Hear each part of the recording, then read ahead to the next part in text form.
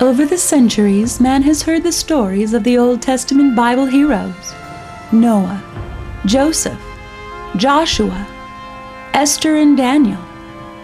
But of all the stories that conjure and inspire heroism, there is David, the one who is said to be a man after God's own heart. Who is this David, and why has he invoked the emotions of so many? He was just a kid tending his father's sheep. You know, he could have been any one of us, just a lot smaller. He had, shall we say, some leadership issues. David was great to know. I'm glad I was a part of his life. David was amazing. He captured the heart of all the people. He was very handsome. I really don't want to talk about him. Oh, he was my best friend. A lot of rough times though, but you know, best friends make it. You know, best friends make it.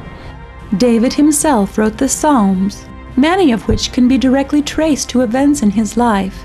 These songs inspire and comfort those who have read these pages. We had a lot of good times and bad times.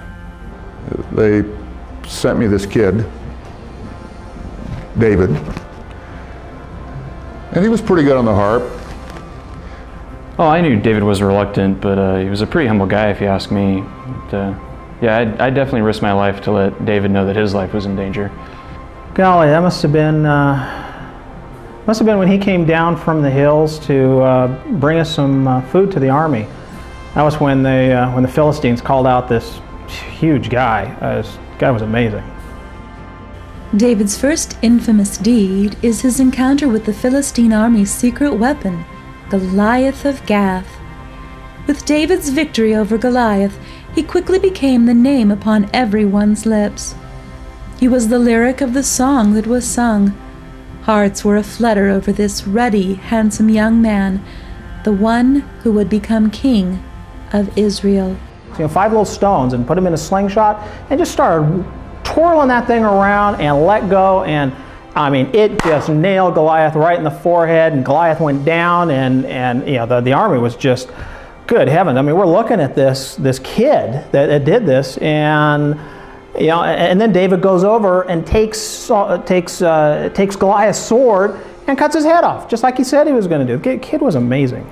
And that robe thing.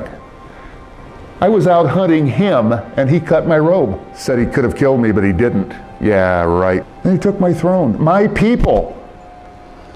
I was robbed. It's a ripoff. It's a ripoff. David's personal life is also well noted in the good book's pages. His friendship with Saul's son Jonathan, the stories of his many wives including Michal, Abigail, and Bathsheba, his sons Absalom and Solomon.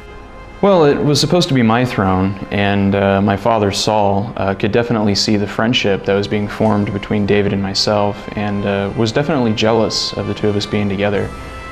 And but it was pretty clear that Dad was going to lose his throne.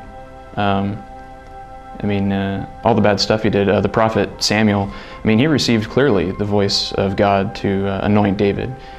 And I wasn't going to give my throne up to just anybody, but I was sure that David was God's anointed. I guess the hardest thing for me was when he paraded himself down the street, in public, in his underwear. I mean, he used to do it at home, but that's when he knew the relationship was falling apart. He saw me. I can't help if my bathing room was on the roof. Blame Uriah for planning it that way. I mean, did I go after David? No. He came after me. Well, I tried to take over the throne. Dad wasn't always home. He was always off in battle. I guess once you get that soldier thing going on in your blood, you just can't get it out of your system. The life of David may be thought of as heroic and brave, demented and creative, self-seeking or God-willed. His psalms have been written into the musician's song, the painter's canvas, the filmmaker's production.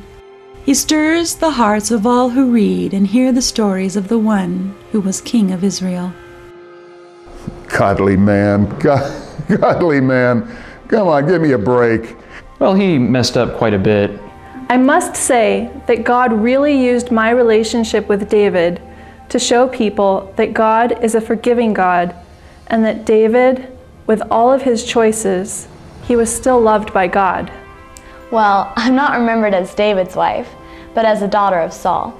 Guess I messed up, huh? Oh yeah, yeah, he was. You know, I knew him as a little boy and watched him grow up, and you know, always saw him, and so I really feel like I was part of his life. You know, yeah, he was godly. Oh, best friends. We get used as a reference a lot. David, shepherd boy, king of Israel. His name reaches from generation to generation and reaches from the Bible's Old Testament to its New Testament.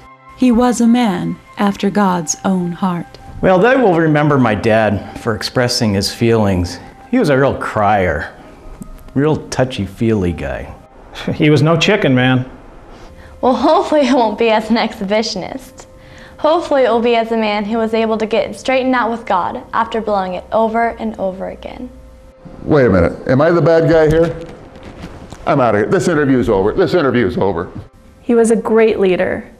A great leader. The people loved him. How could they not? He was a pretty good musician, you know.